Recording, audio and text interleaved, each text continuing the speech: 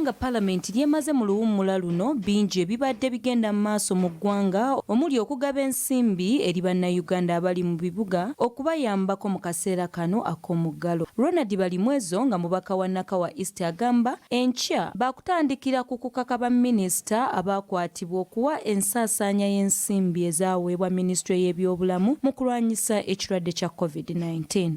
Ya ssente enkadde eyonkulu nnyo twagala okumanya ssente triliyoni 5 ezaweebwayo Auditor General yasobodde okubumbula nti zezakozesebwa zakola ki okuteeka ku nninga tugenda kuwipinga abo bonna abakozesa ssente ezo mu bukyamu.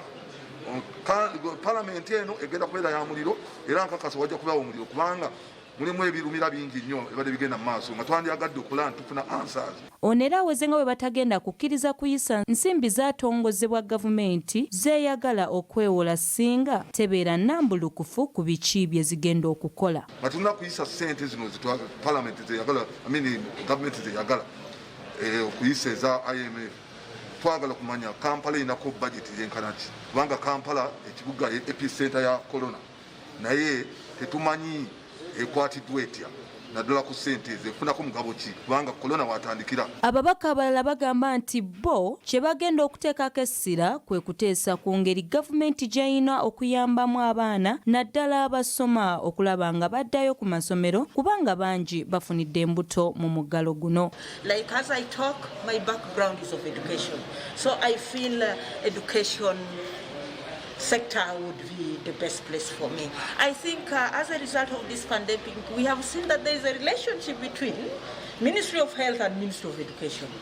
Ministry of Health has a problem, automatically it has affected Ministry of Education. Mu ngeri y'emu ababaka baagala n'okuteeka essira ku bizibu abantu bye basanze mu kaseera kano ak'omuggalo kubanga embeera gye balimu eyungula ezziga.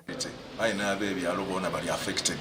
So ng'abantu batusuubiramu Parliament weeramu ng'ababaka otukiikirira ebyo ebyalo boona batusuubiramu okubanga ebintu bye twogeramu kuba abantu baife omuntu wange abaire ava ebutagaya enamagera ingo obukulu ennyo nti Abannayuganda batugamba nti kye twandibadde tusaaka amaanyi kwe kuleba essente ezigabibwa si nkulu naye kuteeka maanyi mu bujjanjabi abantu bo baddeyo beenoonyeze bamanyira embeera eni bano tebajja bagondeza mbi. Wabula ekyebuuzibwa bano banaafuna omukisa okuyisaawo bye baagala kubanga ebigenda okuteesebwako kwe kulaba butya ababaka bwe bagenda okutuuzibwa ku bukiiko obwabaweebwa abakulembeze b'ebibiina byabwe.